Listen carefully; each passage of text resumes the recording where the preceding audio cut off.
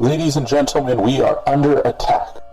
Our very way of life, our very existence is threatened. They have already taken over Washington. They continue to destroy our Constitution.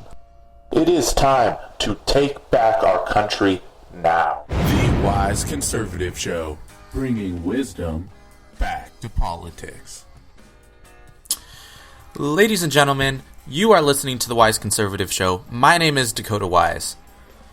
It is with heavy hearts that we come to you tonight. We are once again faced with a deadly and an atrocious attack on the very way of life in the Western world, Western culture. Once again, we are faced with the reality that terrorism has been allowed to fester out of control and poses a very real danger to everyone around the world, regardless of where you happen to live. Once again, the number to call in, 909-297-5812. Again, that number is 909-297-5812. So today we're going to talk about, obviously, the number one story coming out of the day today is the Belgium attacks that occurred at approximately 8 a.m. Belgium time today. And then after that, we'll move on. There's somewhat of a breaking story coming out of Iran.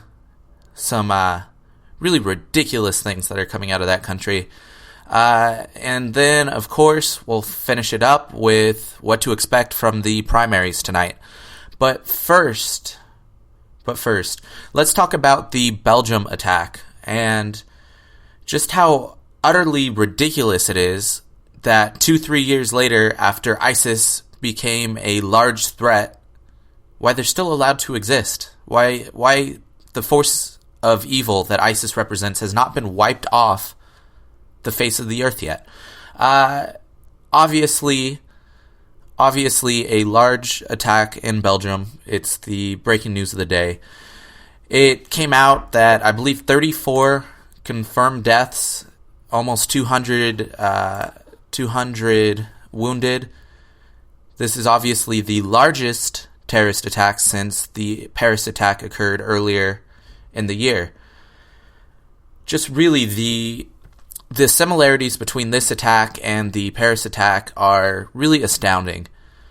It hasn't come out yet, but I'm almost willing to bet that this attack was conducted by refugees that were in Belgium, because Europe has allowed millions and millions of these refugees into their nations, and I'm willing to bet this is going to end up like the Paris attack. And this was in fact done by refugees who were quote-unquote seeking asylum. Folks, ISIS already, no surprise, ISIS already claimed responsibility for the attack. We already know that this was a direct attack against everything that the Western culture stands for. We already know why it was done. But the real question remains, what are we going to do in order to fix the threat that has grown to the point where every couple of months now we're having a major terrorist attack on a civilized country? Every few months this is happening. And the leaders of the world don't seem to be doing a lot.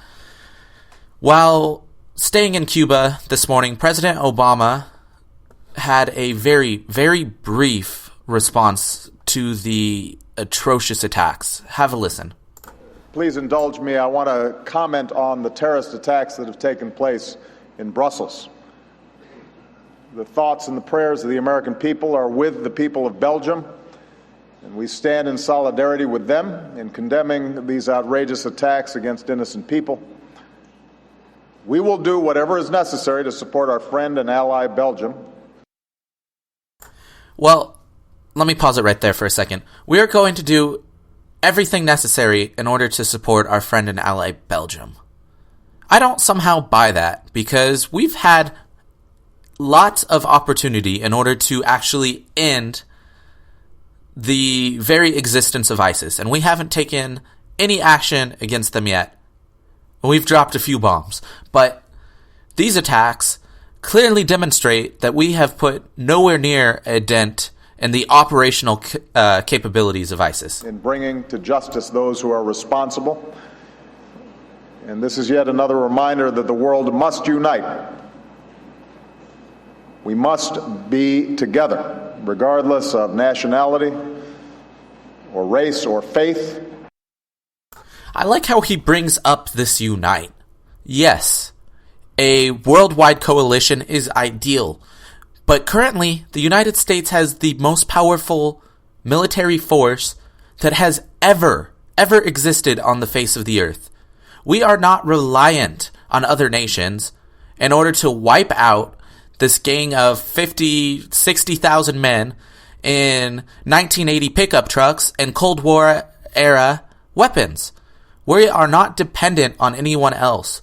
Yet, this president has seemed to come to the conclusion that if we act alone in order to protect the rest of the world, that is somehow inappropriate and we are the bad guys for doing that. In fighting against the scourge of terrorism, we can and we will defeat those who threaten the safety and security of people all around the world. We can and we will. There's something interesting about that. Number one, yes, we can defeat ISIS, yet from everything we've seen from this administration, President Obama is not going to take any actions in order to actually defeat ISIS. He has failed at his job of keeping Americans safe. He has failed at his job of keeping our allies safe. The United States used to be a leader in the world. We used to act without waiting for everyone else to act. We used to be the leader. We used to take control of situations and ensure that the Western world was safe from threats that wish to do us evil. Because there's no way around this. This morning I saw people posting on Facebook that we can't be going after ISIS because we'll just continue to spread this hatred towards ourselves and the rest of the world. That an eye for an eye makes the whole world blind. Folks, wake up. ISIS is pure evil. ISIS would kill any one of you on sight just for the simple fact that you're American. Just for the simple fact that you live in a westernized nation. There's no eye for an eye. There's no logic with these people. They are literally the most evil force that has walked the earth since we defeated the Nazis.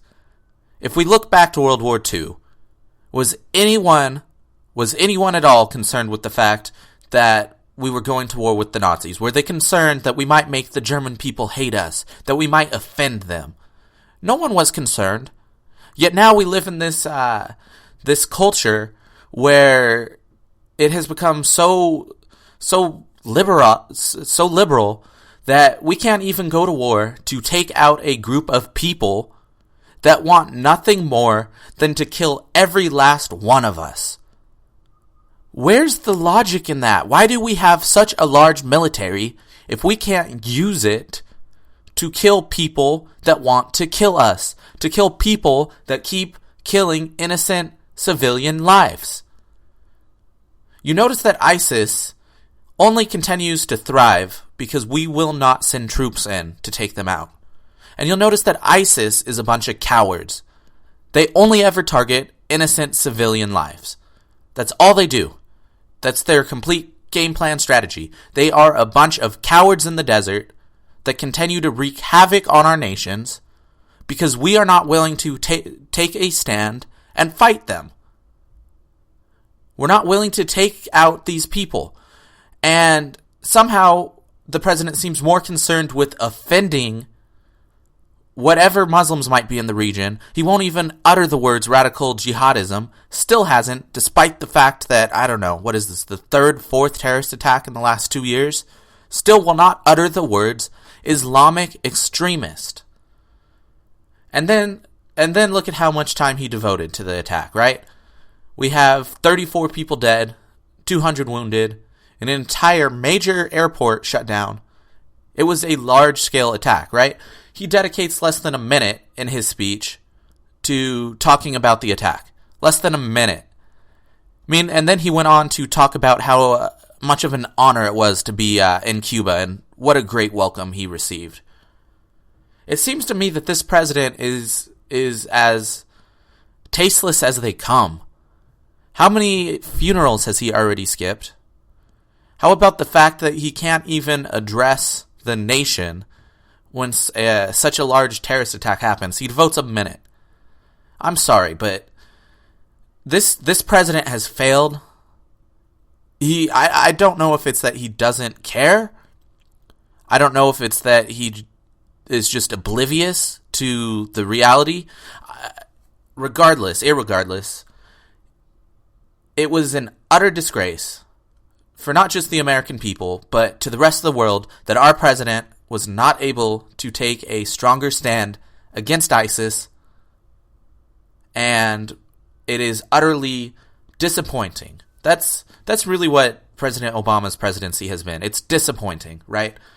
It is utterly disappointing that we as a nation have not been able to band together and destroy the forces of evil before they are allowed to cowardly take out more civilian lives. It is utterly disappointing.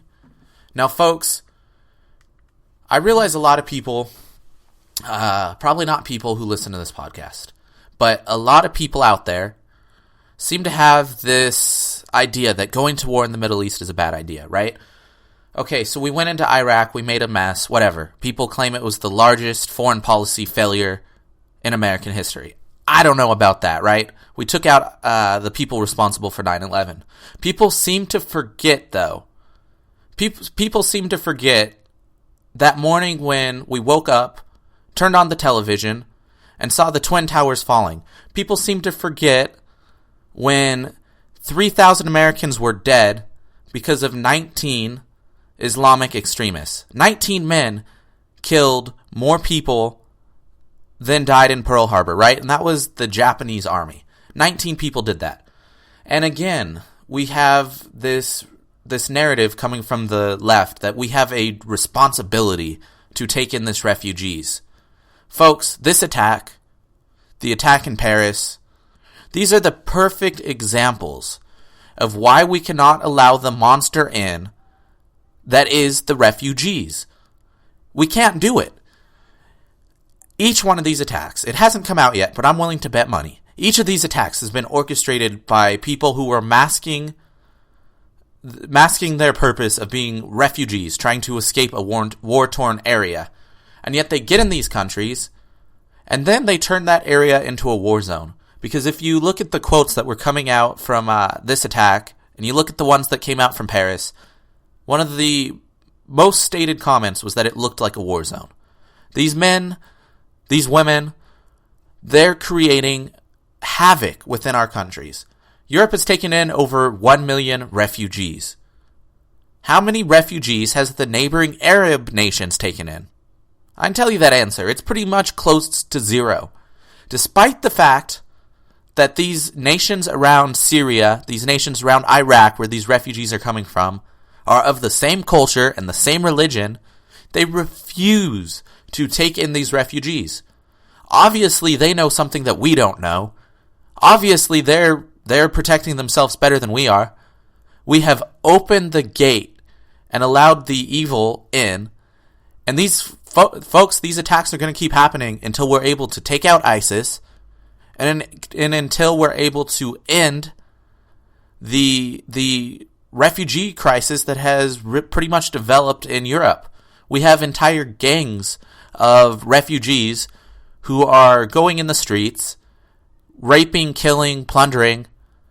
It's a mess, and it's simply because people tried to do tried to be nice to these group of people who only want to make a mess of what our culture is. Folks, after the break, we'll talk about Iran. Even more provocative news coming out. Don't go anywhere. This is the Wise Conservative Show.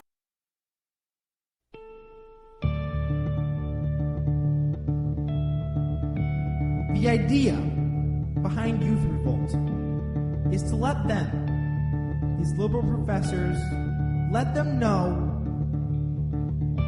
that we are here and we're ready to fight. Youth Revolt.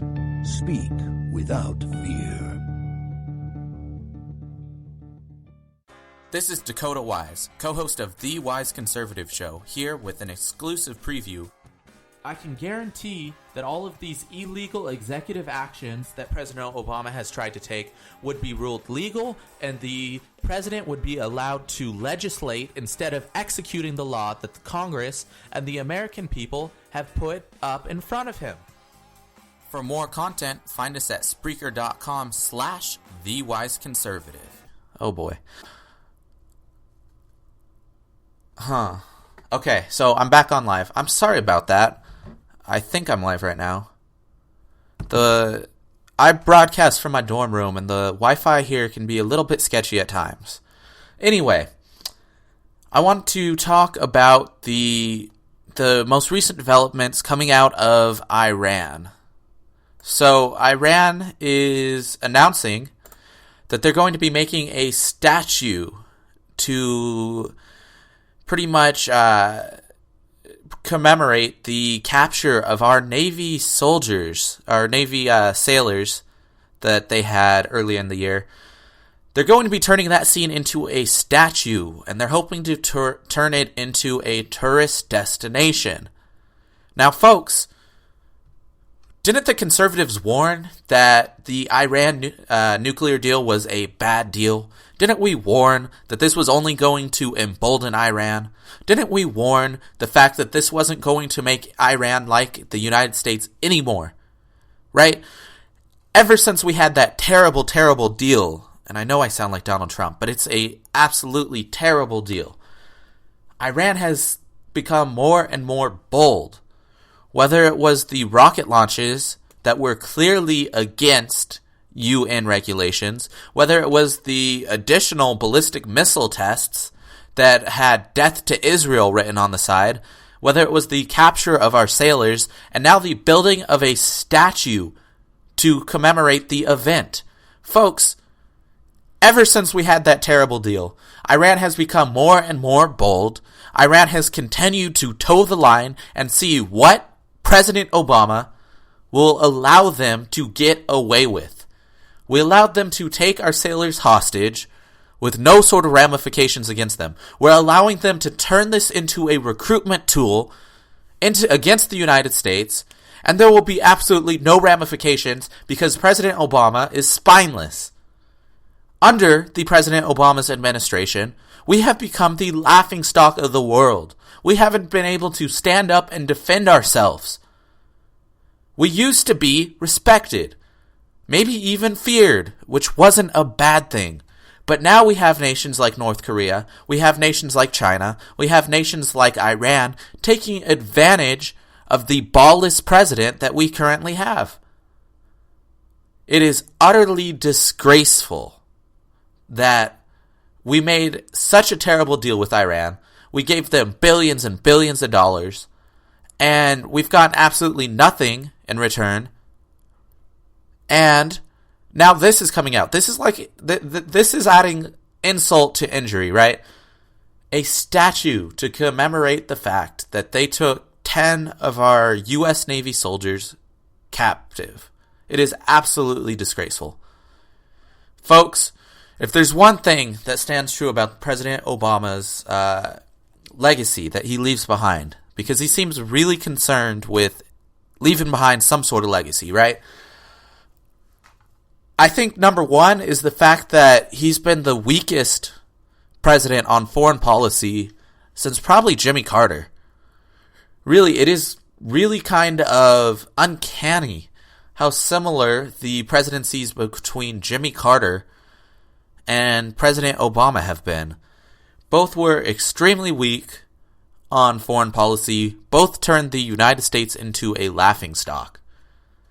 Do I need to remind anyone that under Jimmy Carter, or after Jimmy Carter was taken out of office, Iran released the hostages the day Ronald Reagan took office, right? They knew they had a president they couldn't mess with. Folks, that's what we need right now.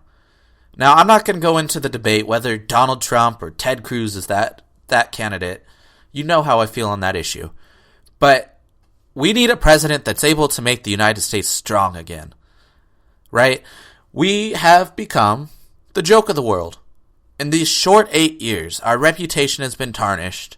We've allowed evil to grow and fester in an area that we once had control of.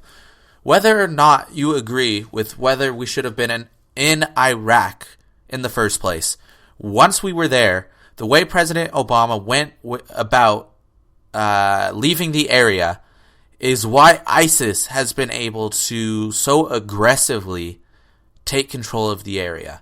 It is 100% Barack Obama's fault that ISIS has been allowed to grow so large. And now we refuse to actually take action against them. It is a complete and utter disgrace. Iran nuclear deal is a disgrace. Nothing that President Obama has touched has turned out successful. So what we really need, what we really should be looking for in the next president is someone who will be a strong and effective leader, because we have a lot of work in front of us to ensure that the world once again respects and fears the United States, because there is absolutely nothing wrong with the rest of the world being afraid of us.